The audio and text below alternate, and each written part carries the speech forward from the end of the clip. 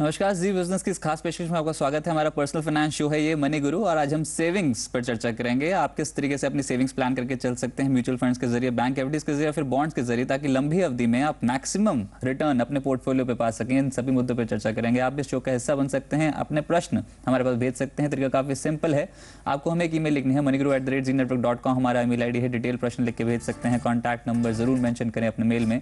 अगर आपको सेविंग्स पे कोई भी राय लेनी हो हमारे एक्सपर्ट से, तो आप मोबाइल के जरिए भी कांटेक्ट कर सकते हैं। टेक्स्ट मैसेज करें, सेव लिखकर अपना प्रश्न लिखें, उसके बाद हमें भेज दें 57575 पर।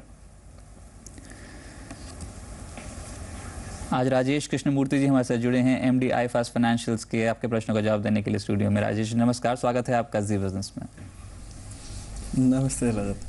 चलिए राजेश, इस समय चर्चा शुरू ही करते हैं। और पहला कॉलर भी इनफैक्ट जो प्रश्न है ये ईमेल के जरिए है। अजय सिंह जी का मुंबई से प्रश्न है, और राजीव गांधी इक्विटी स्कीम जो काफी चर्चा में रही है इस हफ्ते, उसी पे ये प्रश्न है। 35 सालों ने अपनी उम्र बताई और शेयर बाजार में पहली बार निवेश करना चाहते हैं और इस स्कीम का फायदा उठाना चाहते हैं। हालांकि अभी सिर्फ अनाउंसमेंट ही हुई है कि इस स्कीम को मंजूरी मिल गई है, पर क्या बेनिफिट्स हैं इस स्कीम के? As a first time investor आपको कितना फायदा होगा? एक तो टैक्स बचत का भी फायदा है, पर किन स्टॉक्स में यहाँ पर निवेश किया जा सकता है और कितनी टैक्स बचत मिल सकती है?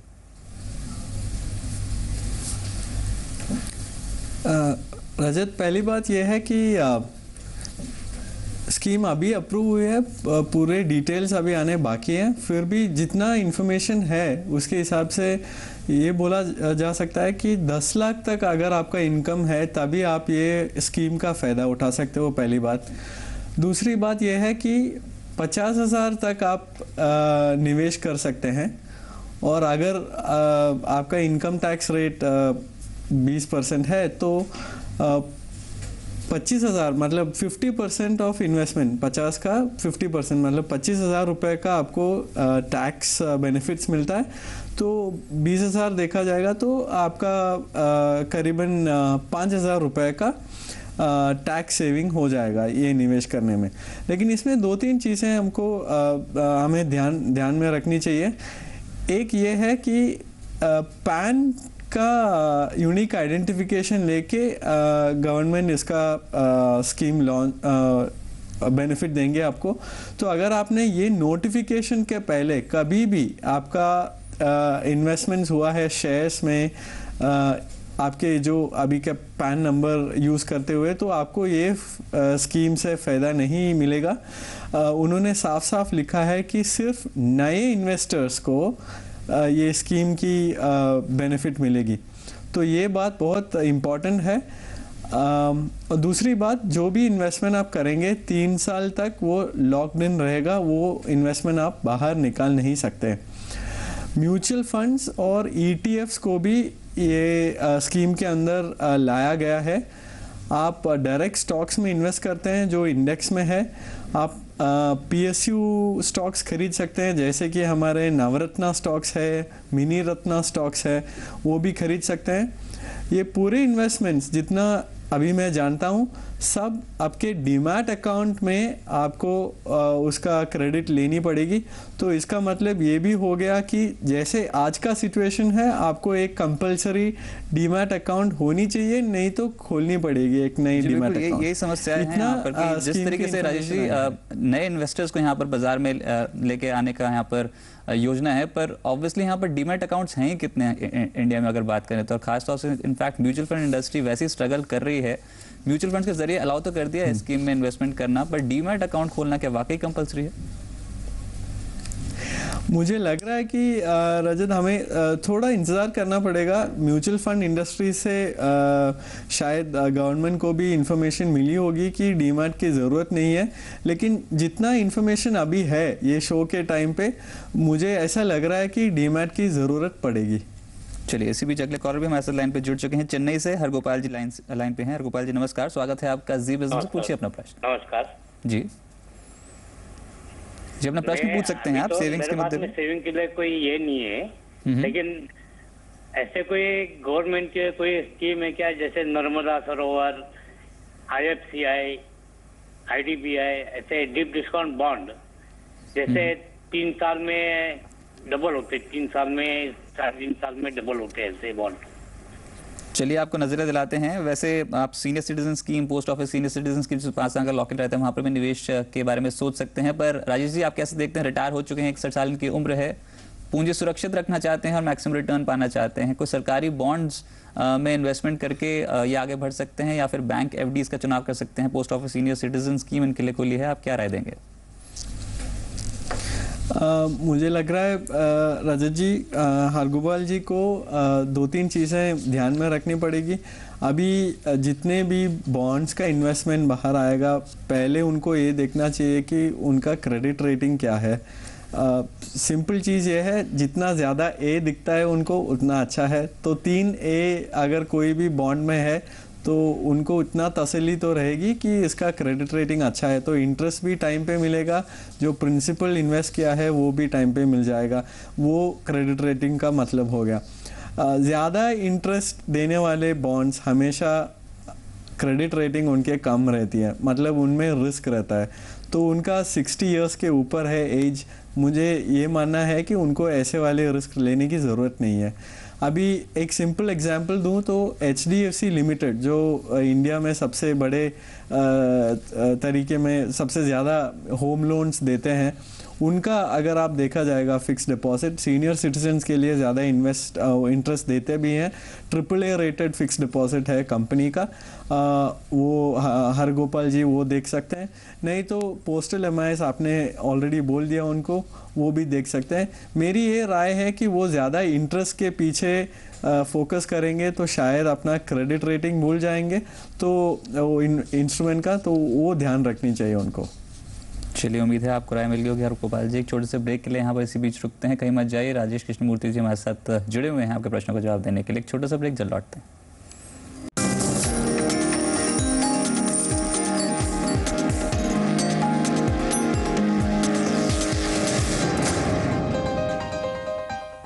ब्रेकर मनी गुरु में आपका स्वागत है। आज आपके सेविंग्स प्लान कर रहे हैं और राजेश कृष्णमूर्ति जी आई फास्ट फाइनेंशियल से हमारे साथ जुड़े हुए हैं आपके प्रश्नों का जवाब देने के लिए। और आप भी शो का एक हिस्सा बन सकते हैं, अपने प्रश्नों के ऊपर एक्सपर्ट एडवाइस ले सकते हैं। करना सिर्फ आपको ये है कि moneyguru@zenetwork.com हमारा मेल ID है। डिटेल प्रश्न लिख के भेजें, कॉन्टैक्ट नंबर जरूर मेंशन करें। इसके अलावा आप हमें SMS भी कर सकते हैं। मोबाइल के टेक्स्ट राइटिंग मैसेज बॉक्स में जाएँ, सेव लिखें, उसके बाद अपना प्रश्न लिखें और हमें भेज दें 57575 पर। चलिए, अजीत कुमार जी इसमें गाजियाबाद से लाइन पे हैं। जी नमस्कार, स्वागत है आपका जी बिजनेस से, पूछिए अपना प्रश्न। जी अजीत जी, PPF अकाउंट के ऊपर क्या पूछना चाहते हैं आप?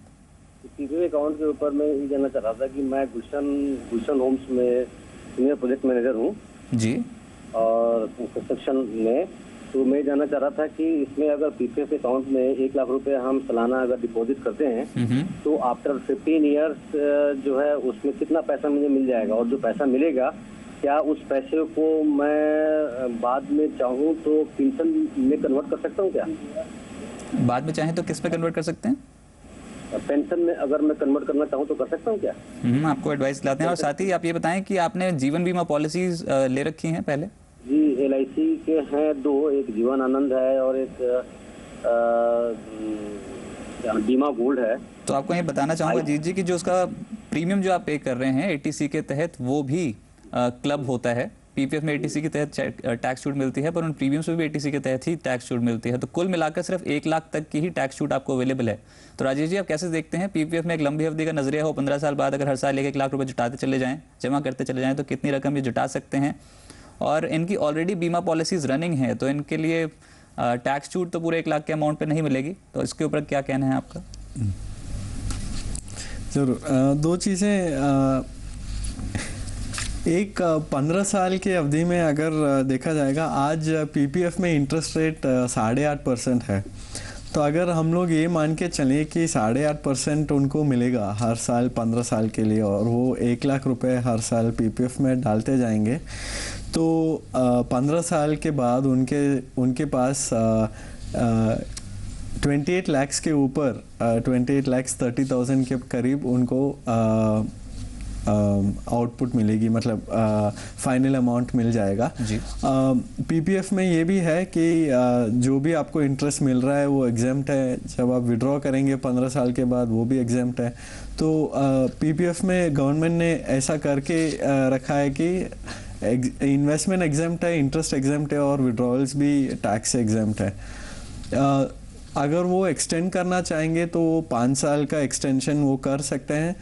पेंशन में कन्वर्ट करने की बात मुझे लगता है कि जब वो पहुंचेंगे वो मकाम के पास तभी उनको ये डिसीजन लेनी चाहिए कि वो करनी है कि नहीं।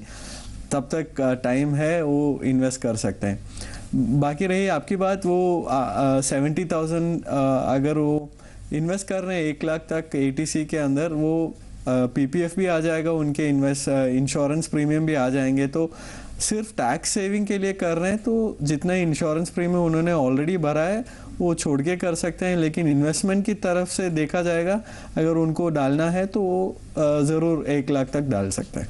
चलिए, इसी बीच उड़ीसा से सुरेंद्र जी हमारे साथ लाइन पे जुड़ चुके हैं अपना प्रश्न पूछने के लिए। सुरेंद्र जी नमस्कार, स्वागत है आपका जी बिजनेस में, पूछिए अपना प्रश्न। नमस्कार जी।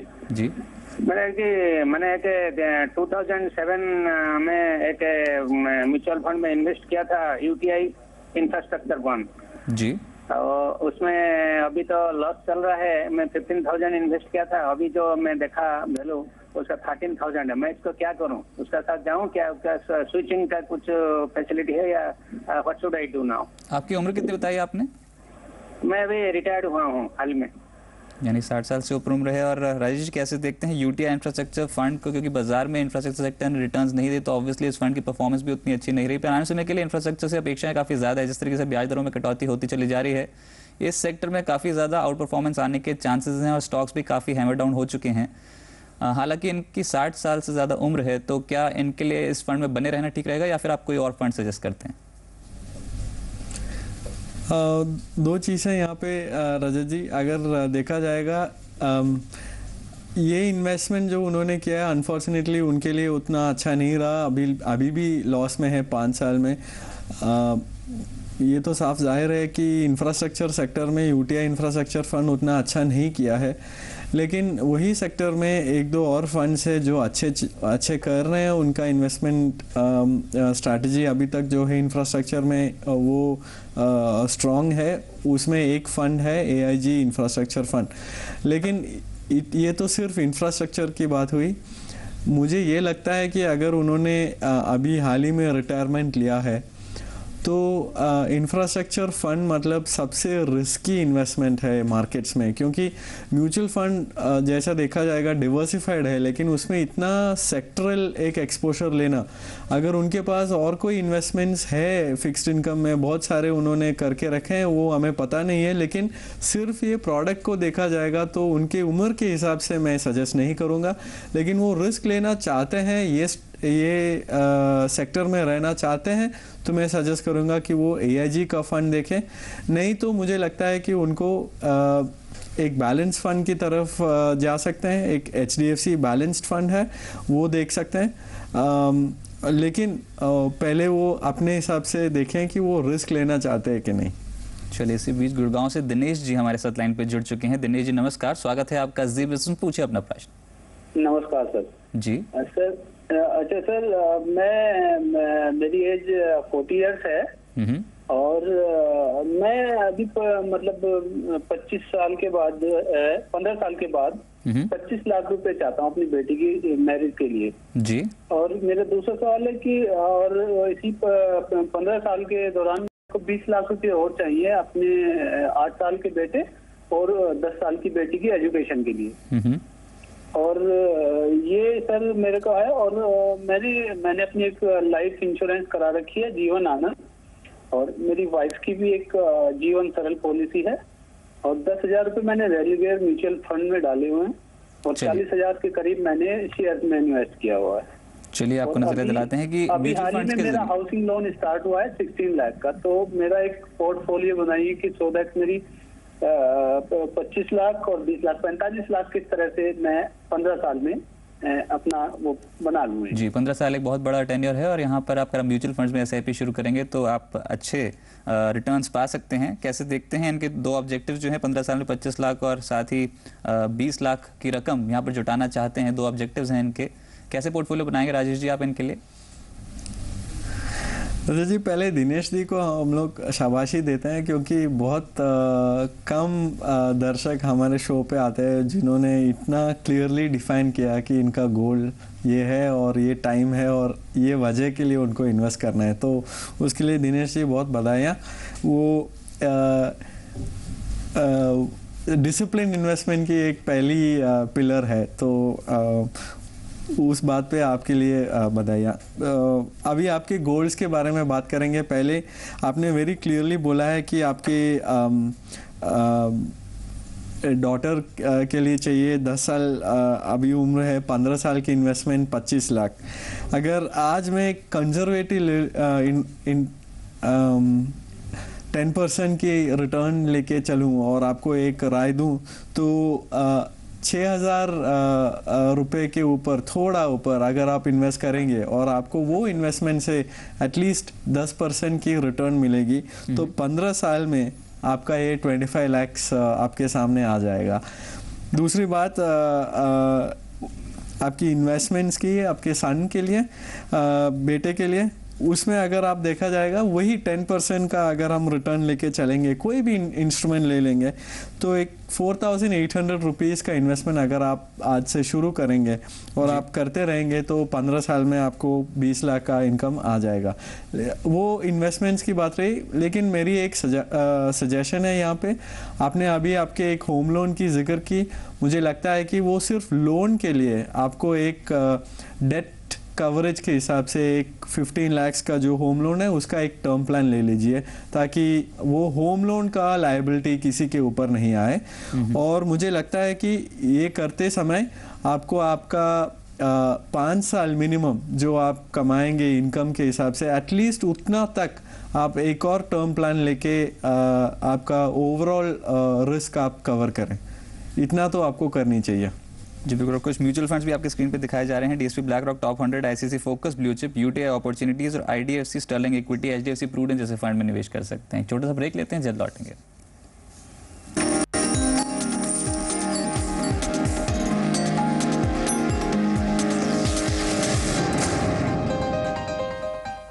ब्रेकर मनी गुरु में आपका स्वागत है। राजेश कृष्णमूर्ति जी हमारे साथ आई-फास्ट फाइनेंशियल से जुड़े हैं आपके प्रश्नों का जवाब देने के लिए। और अगला प्रश्न अमित शुक्ला जी का नोएडा से है, मेल के जरिए है। और अमित जी पूछना ये चाहते हैं राजेश जी की शेयर्स के ऊपर इनका प्रश्न है। इनफैक्ट शेयर्स पे टैक्स स्ट्रक्चर के ऊपर सालाना आय के हिसाब से ये 30% टैक्स स्लैब में आते हैं, इन्होंने कहा। और हाल में उन्होंने अपनी पत्नी के अकाउंट में 2 लाख की राशि ट्रांसफ़र की, जिससे उनकी पत्नी को मुनाफा हुआ अच्छा खासा। उनको इन्वेस्टमेंट्स के बाद लगभग 15,000 रुपये मुनाफा हुआ है उनके इस पूंजी पे। और अभी जानना चाहते हैं कि पत्नी की कहीं और से कोई आय है नहीं, तो ये जो टैक्स लगेगा क्या ये इनको देना होगा? राजा जी, इसमें एक चीज़ तो साफ जाहिर है कि इनका जो क्लबिंग का प्रोविजंस है वो हिसाब से जो इनकम इनके पत्नी के जो इन्वेस्टमेंट से आ रहे हैं तो इनकम इनके साथ क्लब हो जाएगा। इसमें इक्विटीज़ में खासकर एक प्रोविज़न है जहाँ पे 15,000 का एक स्पेशल सेक्शन है जहाँ पे उनको ये मुनाफा जो उनका हुआ है उसमें उनको शॉर्ट टर्म कैपिटल गेन भरनी पड़ेगी। लेकिन इनकी तो इतना तो जाहिर है कि इनको टैक्स भरनी ही है उनकी तरफ से। बिल्कुल। तो आपकी सोर्स के जरिए यहाँ पर इन्वेस्टमेंट हुई थी तो उसके जरिए उसका मतलब ये है कि आपको short term capital gain tax लगेगा और 15% का tax short term capital gain tax लगता है इक्विटी इन्वेस्टमेंट में, अगर 1 साल पहले आपने शेयर्स बेच दिए तो। चलिए इसी नोट पे इस शो को यहीं वाइंड अप करते हैं। राजेश जी बहुत बहुत शुक्रिया आपका हमारे साथ स्टूडियो में ज्वाइन होने के लिए और दर्शकों के सवालों का जवाब देने के लिए बहुत बहुत शुक्रिया। फिलहाल मनी गुरु से इतना ही। आप देखते रहिए जी बिजनेस, आपका फायदा। नमस्कार।